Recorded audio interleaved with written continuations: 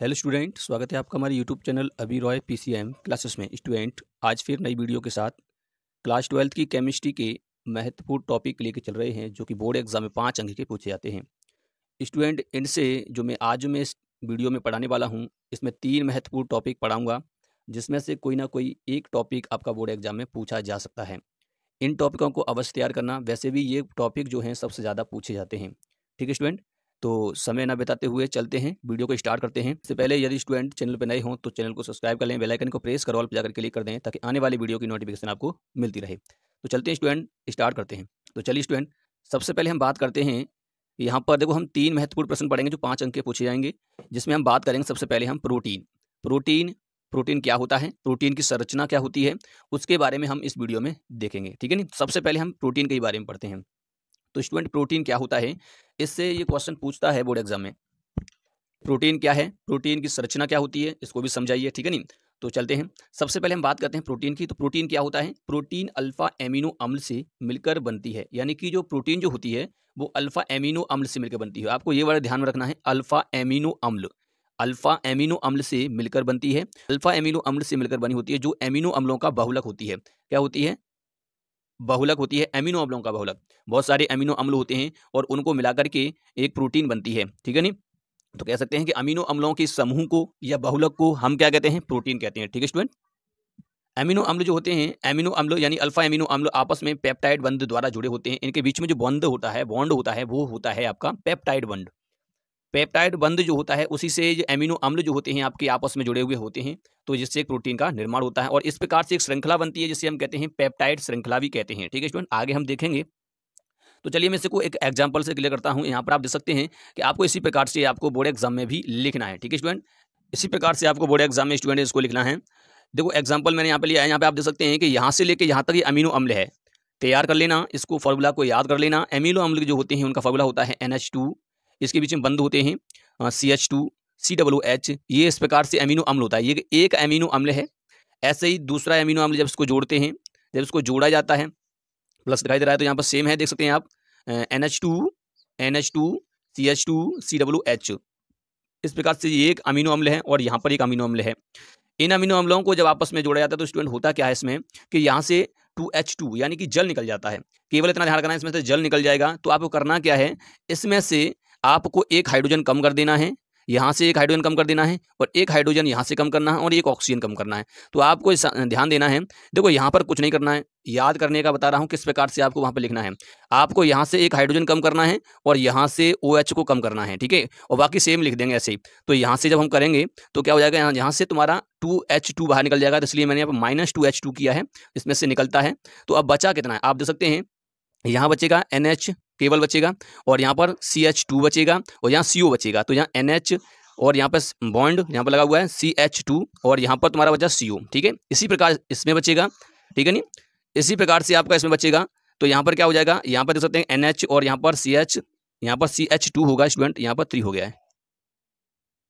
यहाँ पर CH2 होगा और यहाँ पर तुम्हारा यहाँ पर OH निकल जाएगा तो क्या बचेगा, यहाँ पर CO बचेगा। तो इस प्रकार से ये जो श्रृंखला बनी है यही होती है आपकी प्रोटीन होती है। ऐसा नहीं है कि यहाँ पर एक ही है, बहुत सारे एमिनो अम्ल जो होते हैं आपस में मिलकर के प्रोटीन का निर्माण करते हैं और इस श्रृंखला को कहते हैं पेप्टाइड श्रृंखला। और इसके मध्य में जो बंद होता है स्टूडेंट वो होता है आपका पेप्टाइड बंद होता है। ठीक है, तो ये होता है इसका। इसके बाद हम बात करते हैं इसके स्रोत की बात करते हैं। चलिए स्टूडेंट, अब हम बात करते हैं प्रोटीन के स्रोत की बात करते हैं। प्रोटीन कहाँ कहाँ से प्राप्त होता है, तो आपको लिखना है अंडा होता है, पनीर होता है, दूध, सोयाबीन आदि से क्या होता है, प्रोटीन प्राप्त होता है। ठीक है, प्रोटीन के स्रोत होते हैं, इस प्रकार से प्राप्त होते हैं। अब चलिए हम इसकी बात करते हैं, प्रोटीन की संरचना की बात करते हैं। तो प्रोटीन की संरचना जो स्टूडेंट 4 स्तर पर समझाई जा सकती है, परंतु यहाँ पर बोर्ड एग्जाम में केवल हमें जो लिखना होता है तो हम यहाँ पर 2 प्रकार से लिख सकते हैं। ठीक है नहीं, 4 प्रकार से ना लिख करके 2 प्रकार से समझा सकते हैं। वहाँ पर कहेगा प्रोटीन संरचना को समझाइए। ठीक है, तो प्रोटीन की संरचना को हम समझते हैं यहाँ पर, तो इसको 4 प्रकार से वैसे समझाया जा सकता है, परंतु हम यहाँ पर केवल क्या करेंगे, 2 प्रकार से समझेंगे। ठीक है स्टूडेंट, तो चलिए सबसे पहले हम बात करते हैं, यहाँ पर दिया है प्रोटीन संरचना को 4 स्तर पर समझाया जा सकता है। सबसे पहले हम बात करते हैं प्राथमिक संरचना। प्राथमिक संरचना क्या होती है, प्राथमिक संरचना देखो पहले यहाँ पर पढ़ लेते हैं, उसके बाद मैं आपको चित्र से समझा दूंगा। यहाँ पर कह रहा है प्राथमिक संरचना में एमिनो अम्लों के आपस में एक क्रम द्वारा जुड़ने पर, यानी कि जब एमिनो अम्ल एक क्रम द्वारा जुड़ते हैं, सीरीज बाय जुड़ते हैं, तो वही कह रहा है एमिनो अम्लों के आपस में एक क्रम द्वारा जुड़ने पर बनने वाली श्रृंखला को हम क्या कहते हैं? पेप्टाइड श्रृंखला कहते हैं, पॉलीपेप्टाइड श्रृंखला। क्या कहेंगे? पॉली, यानी कि एक अमीनो अम्ल तो है नहीं, कई सारे हैं, तो पॉली बनेगा, तो पॉलीपेप्टाइड श्रृंखला।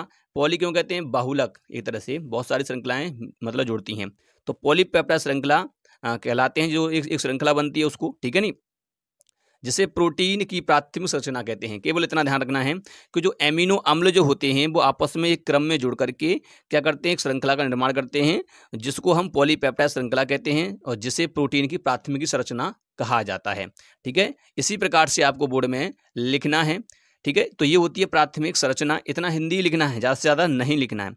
दूसरी की अगर हम बात करेंगे तो दूसरे में देखते हैं यहाँ पर, चलिए स्टूडेंट, आप देख सकते हैं कि एमिनो अम्ल का जो फॉर्मूला ये होता है। अब ऐसे अमीनो अम्ल कई सारे जुड़ेंगे, अमीनो अम्ल प्लस करके यहाँ पर जोड़ते जाएंगे, फर्स्ट सेकंड थर्ड इस प्रकार से जुड़ते जाएंगे। तो इस प्रकार से क्या होगा? ये अमीनो अम्ल जुड़ते हैं तो एक ये श्रृंखला बनती है, इसे कहते हैं पॉलीपेप्टाइड श्रृंखला। ठीक है नहीं, तो यही क्या होती है? प्राथमिक संरचना होती है इसकी। चलिए अब दूसरी श्रृंखला की हम बात करते हैं, प्रोटीन की द्वितीय संरचना, यानी कि द्वितीय संरचना क्या होती है? तो द्वितीय संरचना में क्या होता है कि जो प्रोटीन जो होता है, प्रोटीन यानी अमीनो अम्ल जो होते हैं, जो पॉलीपेप्टाइड श्रृंखला जो होती है, उसके बीच में एक हाइड्रोजन बंध होता है। क्या होता है? एक हाइड्रोजन बंध होता है स्टूडेंट। ठीक है, तो इसके बीच में क्या होता है? एक हाइड्रोजन बंध होता है। तो यहाँ पर हम दे सकते हैं, मैंने लिखा है कि प्रोटीन की द्वितीय संरचना में पॉलीपेप्टाइड श्रृंखला होती है, अमीनो जो अभी बना प्राथमिक संरचना में जो अमीनो अम्ल से मिलने से जो बना है पॉलीपेप्टाइड श्रृंखला, उसके मध्य में क्या होता है? एक हाइड्रोजन बंध बनाते हैं, यानी कि ये आपस में क्या करते हैं? श्रृंखलाओं के बीच हाइड्रोजन बंध बनता है। ठीक है नहीं, बनता है जिसे प्रोटीन की द्वितीय संरचना कहते हैं। ठीक है, इतना आपको लिखना होगा, यानी कि एमिनो अम्ल मिलकर के बनता है पॉलीपेप्टाइड श्रृंखला, परंतु इसी के बीच में एक क्या होता है? बंध होता है, जिसे हम कहते हैं हाइड्रोजन बंध। ठीक है नहीं, तो पॉलीपेप्टाइड श्रृंखला के मध्य में जो बंध बनता है उसे कहते हैं हाइड्रोजन बंध कहा जाता है। ठीक है स्टूडेंट, अब हम बात करते हैं कि प्रोटीन की द्वितीय संरचना जो होती है ये भी दो प्रकार की होती है। कितने प्रकार की होती है स्टूडेंट? ये दो प्रकार की होती है। तो स्टूडेंट यहाँ सबसे पहले हम बात करते हैं, प्रोटीन की द्वितीय संरचना जो होती है दो प्रकार की होती है। एक अल्फा हेलिक्स संरचना। अल्फा हेलिक्स संरचना में क्या होता है कि जो एमिनो अम्ल का जो CO वाला सिरा होता है, ठीक है नहीं, CO वाला सिरा हमारा किससे जुड़ा होता है? एमिनो अम्ल के समूह यानी कि NH से जुड़ा हुआ होता है। ठीक है नहीं, तो यहाँ कह रहा है कि अल्फा हेलिक्स संरचना में एक एमिनो अम्ल, एक जो एमिनो अम्ल का जो CO सिरा होता है वो दूसरे एमिनो अम्ल के NH समूह से हाइड्रोजन बंध द्वारा जुड़े होते हैं। ठीक है नहीं, हाइड्रोजन बंध द्वारा जुड़े होते हैं। तो ये तुम्हारी क्या होती है? अल्फा हेलिक्स रचना होती है, यानी कि जब CO वाला भाग NH से जुड़ा हुआ होगा, किससे? हाइड्रोजन बंध द्वारा जुड़ा होगा। अभी चित्र से क्लियर हो जाएगा। इसलिए से पेप्टाइड श्रृंखला यानी कुंडलित, जो इसकी जो श्रृंखला जो होती है वो कैसी हो जाती है? कुंडलित हो जाती है, एक तरह से मतलब घुमावदार। ठीक है नहीं, इसलिए पेप्टाइड श्रृंखला कुंडलित हो जाती है, इतना ध्यान रखना है। इसके बाद है आपका यहाँ पर बीटा लहरिया परत संरचना। बीटा लहरिया परत संरचना क्या होती है? इसकी अगर हम बात करेंगे तो इसमें अगर तो आप देखो तो ये होता है इसमें कि इसमें देखो जो पॉलीपेप्टाइड श्रृंखला थी, पॉलीपेप्टाइड श्रृंखला जो बनी है उसके बीच में क्या होता है कि उसके बीच में हाइड्रोजन बंध होता है। ये एक दूसरे समांतर होती हैं। दो पॉलीपेप्टाइड श्रृंखलाएं एक दूसरे के समांतर होती हैं तथा उनके बीच में हाइड्रोजन बंध होता है। यानी कि जो पॉलीपेप्टाइड श्रृंखला जो है वो कैसी होती है? एक दूसरे, यानी कि स्टूडेंट इसमें क्या होता है? बीटा लहरिया परत संरचना में ये होता है कि जब दो पॉलीपेप्टाइड श्रृंखला एक दूसरे के समांतर होती हैं, यानी कि इसमें क्या होता है? दोनों पॉलीपेप्टाइड श्रृंखला जो होती हैं, पॉलीपेप्टाइड श्रृंखला किससे बनी? एमिनो अम्लों के समूह से बनी। ठीक है नहीं, और ये एक दूसरे के समांतर होती हैं। कैसे हो जाती हैं? समांतर होती हैं। और क्यों हो जाती हैं? क्योंकि अल्फा हेलिक्स रचना की वजह से। अल्फा हेलिक्स रचना में क्या होता है कि ये कुंडलित रचना बन जाती है, पॉलीपेप्टाइड श्रृंखला जो होती है वो कुंडलित हो जाती है। इसी कारण से ये बीटा लहरिया परत संरचना प्राप्त होती है, जिसमें दो पॉलीपेप्टाइड श्रृंखलाएं एक दूसरे के समांतर होती हैं। कैसी होती हैं? समांतर होती हैं, उनके बीच हाइड्रोजन बंध होता है। इतना ही लिखना है, ज़्यादा से ज़्यादा नहीं लिखना। चलिए इसको मैं चित्र से आपको क्लियर कर देता हूँ। चलिए स्टूडेंट, आप देख सकते हैं कि यहाँ पर ये आपको दिखाई दे रही है घुमावदार इस रचना, ये प्रोटीन की संरचना है। यहाँ पर क्या हुआ है कि आप देख सकते हैं कि यहाँ पर जो एक एमिनो अम्ल है, देखो एमिनो अम्ल देखो इस प्रकार से है। ये एक श्रृंखला है पॉलीपेप्टाइड श्रृंखला, और एक ये पॉलीपेप्टाइड श्रृंखला ये भी एक यहाँ पर है। ठीक है नहीं, इस प्रकार से यहाँ पर तुम्हारा क्या होगा? यहाँ पर NH क्या होगा? यहाँ पर NH होगा और यहाँ पर CO होगा। ठीक है नहीं, इस प्रकार से। तो यहाँ पर भी पॉलीपेप्टाइड श्रृंखला है और यहाँ पर भी पॉलीपेप्टाइड श्रृंखला होती है, क्योंकि अमीनो अम्लों के मिलने से बनती है इस प्रकार से। अब आप देखिए यहाँ पर क्या होता है कि इसमें जो CO वाला भाग है, एक अमीनो अम्ल है ये वाला, ये अमीनो अम्ल है यहाँ पर। एक अमीनो अम्ल का CO भाग किससे जुड़ा हुआ है? NH से जुड़ा हुआ है। किससे? यहाँ पर देख सकते हैं ये भाई डॉट डॉट लाइन दिखाई दे रही है आपको, ये हाइड्रोजन बंध होता है, हाइड्रोजन बंध से जुड़ा हुआ होता है। इसी प्रकार से इसको देखो, यहाँ NH का CO भाग हाइड्रोजन बंध से जुड़ा है, इसका भी इससे जुड़ा हुआ है, ठीक है, इस प्रकार से है। ऐसे इसका इससे जुड़ा हुआ है, इसका इससे जुड़ा हुआ है और इसका इससे जुड़ा हुआ है, तो ये हाइड्रोजन बंध से आपस में जुड़े हुए होते हैं। तो ये होती है आपकी अल्फा हेलिक्स रचना। अल्फा हेलिक्स रचना में ये होता है कि CO वाला भाग जो होता है एक अमीनो अम्ल के दूसरे अमीनो अम्ल के NH वाले भाग से जुड़ा हुआ होता है और हाइड्रोजन बंध से जुड़ा हुआ होता है एक तरह से।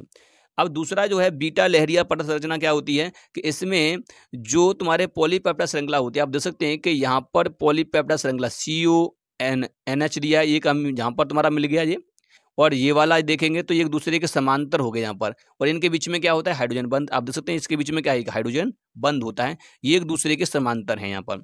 तो ये होती है प्रोटीन की संरचना, और किस प्रकार से इसका जो डायग्राम आपको बनाना है इसी प्रकार से उस बोर्ड एग्जाम में लिखना है। तो स्टूडेंट समय कम है इसलिए मैंने इसको आपको छोटे से माध्यम से इसको समझाया है, यानी कि इसी प्रकार से आपको बोर्ड एग्जाम में लिखना है, ठीक है स्टूडेंट। अब हम बात करते हैं एक मोस्ट इंपोर्टेंट टॉपिक इसके अंदर आता है, जिसे हम कहते हैं DNA तथा RNA में अंतर। क्या कहते हैं? DNA तथा RNA में अंतर। तो चलिए उस टॉपिक को भी देख लेते हैं।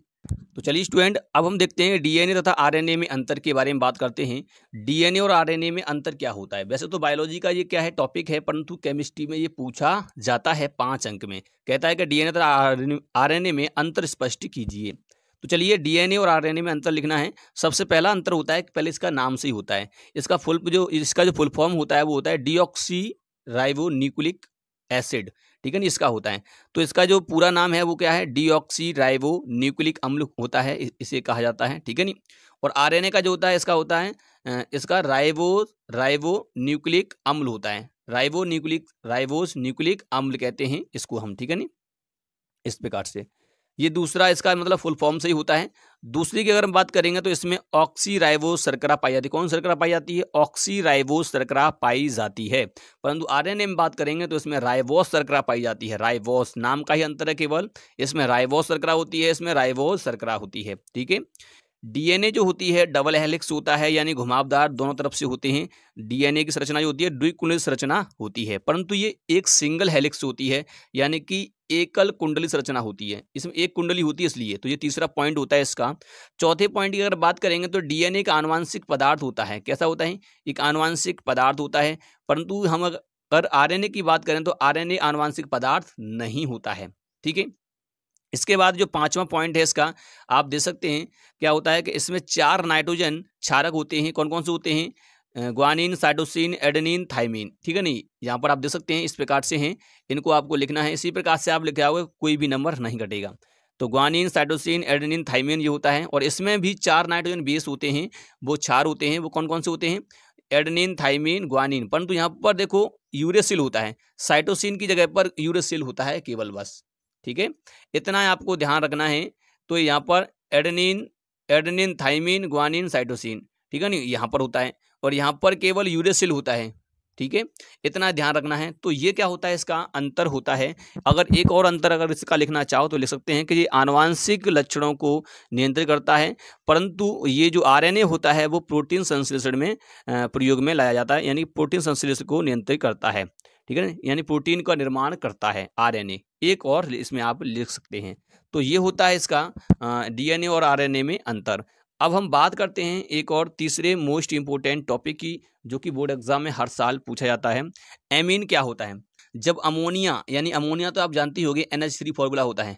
जब अमोनिया से एल्काइल या एराइल द्वारा हाइड्रोजन को प्रतिस्थापित यानी निकाल दिया जाता है, हाइड्रोजन को निकाल दिया जाता है, तो इस प्रकार प्राप्त यौगिक क्या होता है? एमीन कहलाता है। अब यहाँ से जब एक हाइड्रोजन हट जाएगा तो NH2 बचेगा, यहाँ पर तीनों हट जाएंगे तो यहाँ पर देखो N बचेगा, फिर भी ये यहाँ पर क्या हो जाएगा? एमीन रहेगा। ऐसी बात नहीं। कब? जब इनसे क्रिया कराते हैं तब। किससे? एल्काइल या एराइल, ठीक है, जिन रूप में होता है, यानी कि रिंग के टाइप में होता है। तो एमीन क्या होता है? जब अमीनो अम्ल से एल्काइल या एराइल द्वारा H को प्रतिस्थापित कर दिया जाता है, हाइड्रोजन को प्रतिस्थापित कर दिया जाता है, तो इस प्रकार प्राप्त यौगिक एमीन कहलाता है, एमीन कहलाता है। ठीक है, चलिए इसको एक एग्जाम्पल से क्लियर करता हूं। आप यहाँ पर देख सकते हैं इस प्रकार से, ये आपको दिखाई दे रहा है, ये अमोनिया है और यहाँ पर हम किससे कराते हैं, एल्काइल से क्रिया कराते हैं। तो अब एल्काइल से क्रिया कराते हैं, प्लस लगा है तो एल्काइल से क्रिया कराते हैं, तो यहाँ से जब ये इसके साथ जुड़ेगा तो इससे यहाँ से हाइड्रोजन को निकलना पड़ेगा, तो यहाँ से एक हाइड्रोजन निकल जाएगा, तो जब निकल जाएगा तो इस प्रकार से प्राप्त होगा R और यहाँ पर बॉन्ड लगा होगा NH2। ठीक है नहीं, तो ये बनेगा एक एमीन, एक एमीन ये बन जाएगा। अगर हम यहाँ पर हम कहेंगे इसमें और हमें करना है तो एक और जब जोड़ोगे तो क्या हो जाएगा, यहाँ से एक हाइड्रोजन फिर से हट जाएगा, फिर से यहाँ पर जोड़ करके ये हो जाएगा R हो जाएगा और NH हो जाएगा, इस प्रकार से हो जाएगा, ये भी एमीन हो जाएगा। अगर आप कहो कि एक और इसमें हमें क्या जोड़ना है, एल्काइल समूह जोड़ना है, तो यहाँ पर जब एक और जोड़ोगे तो एक और हाइड्रोजन निकल जाएगा, केवल क्या बचेगा, यहाँ पर 3 हो जाएंगे, एल्किल समूह जहाँ पर तुम्हारे कितने हो जाएंगे, 3 हो जाएंगे और यहाँ पर तुम्हारा ये नाइट्रोजन हो जाएगा, नाइट्रोजन के साथ तीनों ओर से ये बन जाता है, तो ये भी क्या हो जाता है, एमीन प्राप्त होता है। ठीक है स्टूडेंट, तो इस प्रकार से होता है। इसके उदाहरण की अगर हम बात करें तो उदाहरण कुछ इस प्रकार से हम इनको दे सकते हैं, आप दे सकते हैं, ये उदाहरण होते हैं। सबसे पहले दिया है CH3 यानी कि एथिल होता है, मैथिल क्या होता है, ये मैथिल होता है, NH2 तो ये तो एमीन होता है, तो इसमें ये कौन सा एमीन हो गया, मैथिल एमीन। यहाँ पर देखो C2H5 हो गया, इसका मतलब एथिल हो गया ये, तो एथिल एमीन हो गया। यहाँ पर देखो ये क्या है, यहाँ पर मैथिल भी है और एथिल भी है, दोनों जुड़े हुए हैं, तो हम इसे कहेंगे मैथिल एथिल एमीन। ठीक है नहीं, एमीन यहाँ पर समूह है इस प्रकार से। और इसकी अगर हम बात करेंगे तो यहाँ पे आप देख सकते हैं कि यहाँ पर दोनों ही समूह एक ही हैं, एथिल एथिल हैं, तो इसका मतलब ये है कि ये हो जाएगा डाई एथिल एमीन। ठीक है नहीं, डाई एथिल एमीन हो जाएगा, तो ये होता है एमीन। एमीन क्या होता है आपको समझ में आ चुका होगा, यानी कि अमोनिया से जब हाइड्रोजन को प्रतिस्थापित किया जाता है किसके, एल्किल या एराइल द्वारा। ठीक है नहीं, तो चलिए अब हम बात करते हैं इसके वर्गीकरण की बात करते हैं, एमीन, एमीन जो होते हैं उसका वर्गीकरण की बात करते हैं। चलिए स्टूडेंट, एमीन का वर्गीकरण देखते हैं, एमीन क्या होता है। तो हम यहाँ पे वर्गीकरण की, देखो एमीन तो हमने पढ़ लिया, एमीन क्या होता है, अमोनिया में से हाइड्रोजन को निकाल दो, अमीन बन जाता है। ठीक है नहीं, और यहाँ पर अगर हम बात करेंगे तो एमीन का वर्गीकरण हम देखेंगे, नाइट्रोजन से जब जुड़े हुए होते हैं कौन कौन से समूह, जो एल्किल समूह और एराइल समूह जब जुड़ा होता है नाइट्रोजन से, तब की हम बात कर रहे हैं वर्गीकरण की। ठीक है नहीं, तो इसको हम किस प्रकार से बांट सकते हैं, इसको हम 3 प्रकार से इसका वर्गीकरण किया जा सकता है। तो इसमें सबसे पहला है प्राथमिक एमीन। प्राथमिक एमीन क्या होता है, तो सिंपल आपको ध्यान रखना है, नाइट्रोजन से जब एक एल्किल या एक एराइल जुड़ा हुआ हो, केवल एक एल्किल या एक एराइल जुड़ा हुआ होता है, तो हम कहते हैं ये प्राथमिक एमीन है। क्या है, प्राथमिक एमीन, तो वही है जब नाइट्रोजन से एक एल्काइल या एराइल समूह जुड़ा होता है तो इसे प्राथमिक एमीन कहते हैं। यहाँ पर एग्जाम्पल आप इसी प्रकार से लिख के चले आना, यहाँ पर देखो AR नहीं, आर्गन वगैरह नहीं है, ये केवल एराइल के लिए मैंने यहाँ पर लिख दिया, आप यहाँ पर एराइल लिख देना हिंदी में। ठीक है नहीं, तो यहाँ पर हो गया R और NH, ठीक है नहीं, NH2, तो ये क्या हो गया, ये देखो एक ही तो यहाँ पे एल्किल समूह यहाँ पर एक है, एल्काइल समूह, और यहाँ पे एराइल समूह एक है, तो इसलिए ये प्राथमिक एमीन हो गया ये। ठीक है, यहाँ पर एग्जाम्पल भी आप इसमें लिख सकते हो, ऐसी बात नहीं। दूसरा अगर हम बात करेंगे, द्वितीय एमीन की बात करते हैं। द्वितीय एमीन की बात करते हैं तो द्वितीय एमीन क्या होता है, जिसमें नाइट्रोजन से 2 एल्काइल या एराइल जुड़े हुए हों, इनमें से कोई एक जुड़ा हुआ हो, 2, ठीक है नहीं, दो जुड़े हों, तो उसे कहते हैं हम द्वितीय एमीन। तो यहाँ पे लिखा है नाइट्रोजन से 2 एल्काइल या एराइल समूह जुड़ा होता है तो इसे द्वितीय एमीन कहते हैं। तो आप देख सकते हैं कि यहाँ पर 2 एल्काइल जुड़े हुए हैं किससे, NH से, और यहाँ पर जो एराइल समूह भी हैं 2 जुड़े हुए हैं, तो ये तुम्हारा होगा द्वितीय एमीन हो जाएगा। तृतीय एमीन की अगर हम बात करेंगे तो इसमें क्या होता है कि इसमें 3 जुड़े हुए हों, सिंपल सी बात है, इसमें अगर 3 जुड़े हुए होंगे तो उसे कहेंगे हम तृतीय एमीन कहेंगे। जब नाइट्रोजन से 3 एल्काइल या एराइल समूह जुड़े होते हैं तो इसे तृतीय एमीन कहते हैं। आप देख सकते हैं यहाँ पर एल्काइल एल्काइल एल्काइल नाइट्रोजन से जुड़े हुए हैं जो, तो इस प्रकार से क्या हो जाएगा, ये तुम्हारा होगा तृतीय एमीन, या इस प्रकार से लिख दो, इनमें से कोई एक ही लिखना है आपको, इसी प्रकार से हो जाएगा, या दोनों लिखा होगा कोई बात नहीं। तो ये होता है तुम्हारा एमीन के प्रकार के बारे में। तो उम्मीद करते हैं आपको समझ में आ चुका होगा। ये तीनों टॉपिक्स जो हैं सबसे ज़्यादा इंपॉर्टेंट हैं, जो कि बोर्ड एग्जाम में हर साल पूछे जाते हैं। ठीक है स्टूडेंट, तो इन टॉपिकों को अवश्य तैयार करना है ताकि आपका बोर्ड एग्जाम में कोई भी प्रश्न ना छूटे, अगर इनसे कोई भी प्रश्न बनता है तो। ठीक है स्टूडेंट, तो उम्मीद करते हैं आपको समझ में आ चुका होगा। यदि वीडियो पसंद आई हो तो लाइक करें, शेयर करें, चैनल को सब्सक्राइब कर बेल आइकन को प्रेस जरूर कर दें ताकि आने वाली वीडियो की नोटिफिकेशन आपको मिलती रहे। अब मिलेंगे नेक्स्ट वीडियो में, और नेक्स्ट वीडियो में हम पढ़ने वाले हैं कोलराउज के नियम और राउल्ट के नियम, यानी नियमों के बारे में हम पढ़ने वाले हैं। ठीक है स्टूडेंट, और कुछ हमारे क्रिया विधि हैं, प्रयोगशाला विधि, उनको भी हम देखेंगे। ठीक है, तो हम मिलेंगे नेक्स्ट वीडियो में, तब तक के लिए जय हिंद।